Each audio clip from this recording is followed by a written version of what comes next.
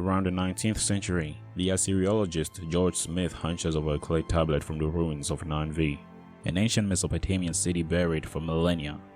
After spending years of deciphering fragments of forgotten languages, he came across a story that many would have been familiar with. The scriptures describe a great flood, a divine warning, a man who builds a boat to save life from destruction.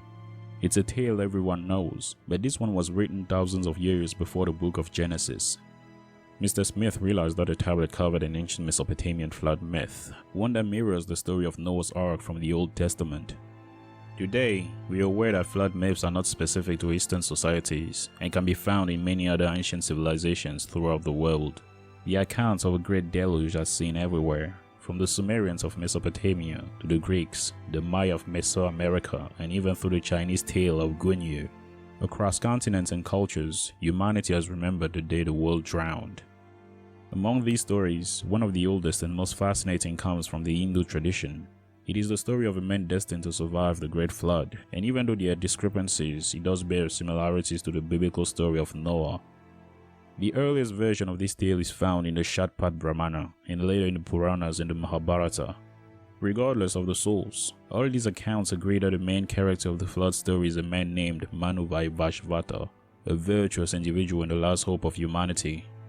It is written that Manu once retreated to the mountains, where he meditated for thousands of years. His devotion was so great that the god Brahma appeared before his very eyes, granting him a wish to become a savior of the world at a time of destruction.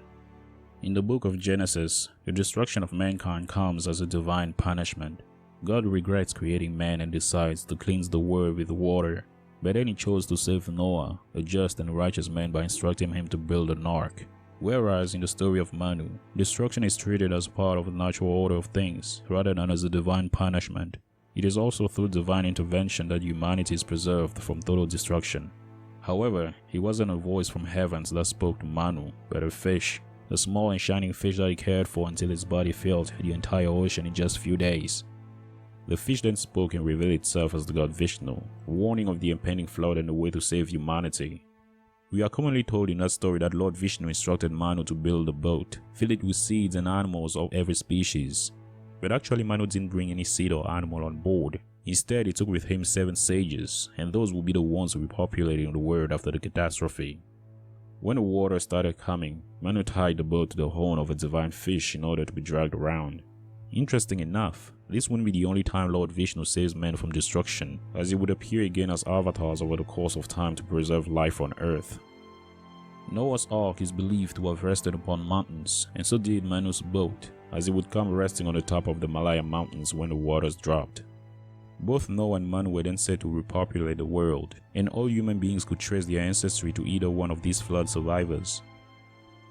Just like what we always see in this channel, different continents, different gods, different languages, and yet the same story echoes across time of a world washed clean, of a righteous man who survives, and of life reborn after destruction.